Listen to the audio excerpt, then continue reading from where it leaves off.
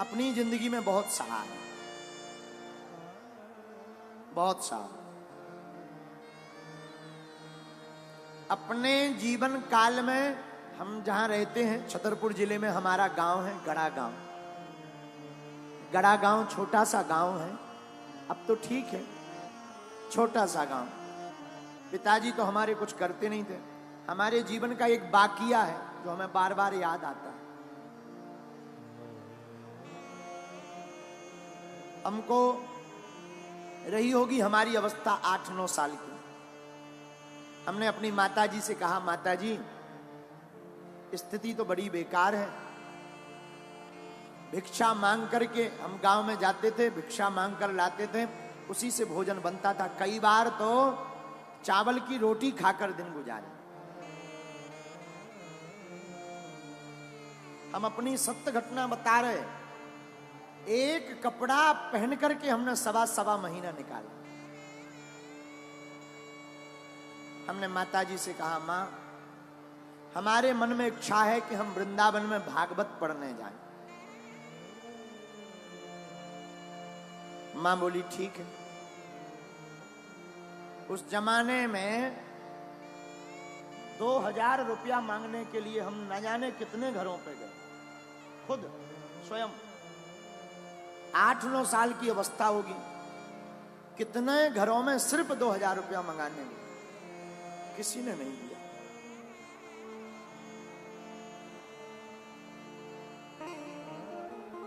आज भी वो दिन याद आ जाते हैं।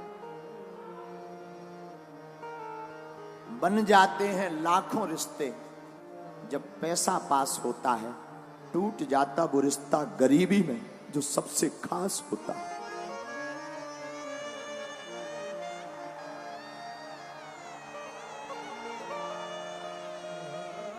कितना भी प्रिय रिश्ता हो, अगर तुम्हारे जेब में कुछ नहीं होगा तो कोई नहीं पूछेगा।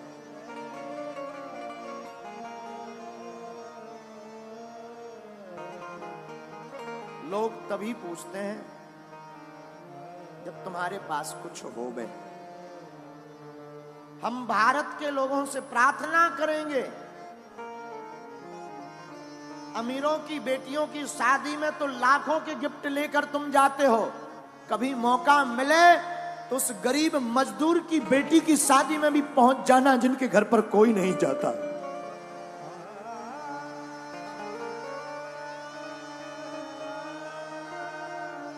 हमने अपने जीवन की भूख से शिक्षा ली, इसलिए बागेश्वर धाम पर 4 साल से निःशुल्क अन्नपूर्णा भंडारा चलाया।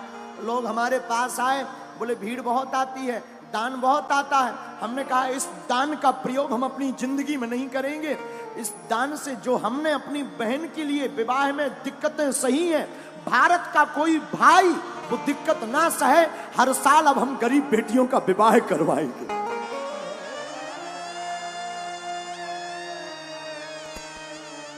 क्योंकि हमने तो सह लिया। हमने भूख भी देखी। माई बाप आज जरूर बैठकर कथा कर रही है, हनुमान जी की कृपा है। हमने वो दिन भी देखे जब हमारे पिताजी का नाम लोग कार्डों में नहीं लिखवाते थे।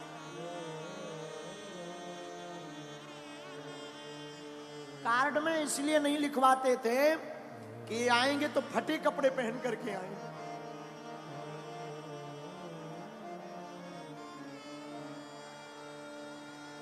फटे कपड़े पहनकर आएंगे तो बेइज्जती हो जाएगी। अपनी बेइज्जती से बचाने के लिए कार्डों में नाम नहीं लिखवाते थे, लेकिन हमने भी हार नहीं मानी। हमारी मां कहती थी, बेटा भगवान के घर देर है अंधेर नहीं, तुम बागेश्वर हनुमान जी को पकड़े रहो, एक दिन आएगा। माई बाप कभी उस पिता के दिल से पूछना जिसकी बेटी घर पर हो, घर पर खाने का भी दाना ना, कभी विचार करना। अंधेरी रातें हो, हमारा तो बचपन काल पूरा अंधेरे में गुजरा। एक कमरा था 16x12 का, गर्ग जी एक कमरा 16x12 का, वो भी छप्पर का, उसमें खप्पर। और बरसात आती थी तो आफत आती थी। बरसात में पलंग के नीचे हमसे छोटी बहन और भाई तीनों बैठ करके बरसात को निकालते थे, क्योंकि पूरे कमरे में पानी भर जाता था।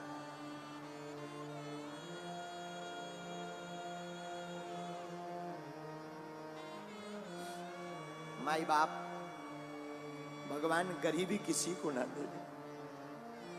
गरीबी बहुत बुरी है, इससे बड़ा अभिशाप कुछ नहीं है। कोई नहीं पूछता, न मंचों पर आने देते, न आगे होने देते, दुत्कारते अलग से हैं, रिश्तेदार पूछते नहीं है। इसलिए माई बाप, ईश्वर गरीबी किसी को ना दे। पर हम तुमसे प्रार्थना करेंगे कि तुम्हारे गांव में, परिवार में ऐसा कोई हो तो हमारी प्रार्थना है किसी का तुम साथ देना या मत देना। इस बार हमने प्रण लिया 8 मार्च 2024 को जो बेटियों का विवाह होगा, ऐसी बेटियां जिनके माँ बाप है नहीं, एकदम पिछड़ी हुई, उन बेटियों को एक एक मोटरसाइकिल देंगे। साधु, हम तुमसे भारत में दान लेने नहीं आए हैं, हम धन कमाने नहीं आए। भारत के लोगों, हम तुम्हारे दिल में हनुमान जगाने आए हैं।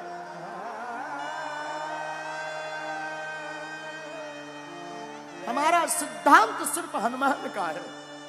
हमारा सिद्धांत सिर्फ इतना है कि सनातन धर्म धंधा नहीं है। सनातन धर्म पूरी दुनिया का सबसे बड़ा धर्म और करुणा का धर्म है। इसलिए मेरे माई बाप, मेरे भारत के लोगों, ग्रेटर नोएडा के लोगों, तुम्हारा कोई साथ दे या ना दे, पर तुम कभी मत पीछे मुड़कर देखना, ना कभी रोना। मौका लगे तो मेरे बागेश्वर धाम पर आ जाना, मेरा दर खुला है, वो खुला ही रहेगा।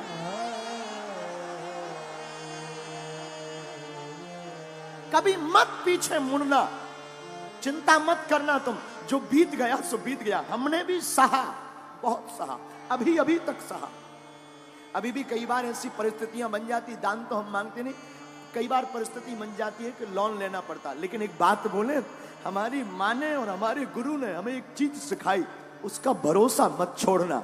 उसका भरोसा नहीं छोड़ा तो कभी उसने हमको किसी के सामने झोली फैलाने नहीं दिया। अब इसलिए भारत के लोगों, क्योंकि जिसके पास गरीबी होती है वही ये दुख जानता है। सबकी समझ में नहीं आता माई बाप, ना ना ना। अभी बरसात चल रही है, हमको पूर्ण याद है, अभी भी हम एक कुर्ता रखे हुए हैं अपना पुराना।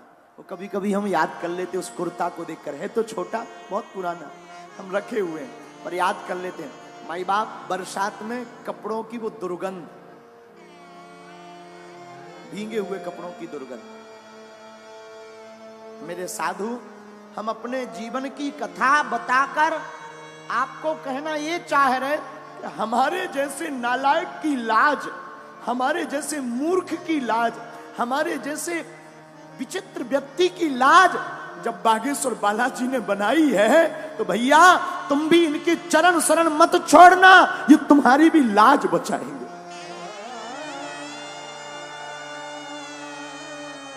हम ना तो पढ़े लिखे हैं। ये जो आप टीवी पर देख रहे हैं ना, ये हमारा पुराना घर है। यही वो घर है जिसमें हमने अपनी जिंदगी की शुरुआत की, जिसमें हमने अपने जिंदगी को जिया। ये घर ना आज भी कई बातों को संजो करके रखे हुए।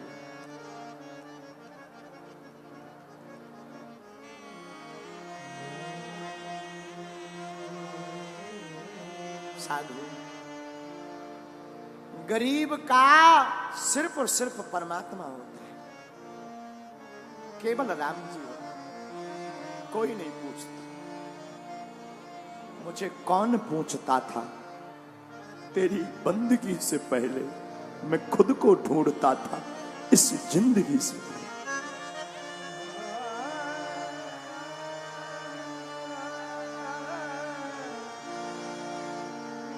इस भारत में गरीब सिर्फ ताली बजाने के काम आता है।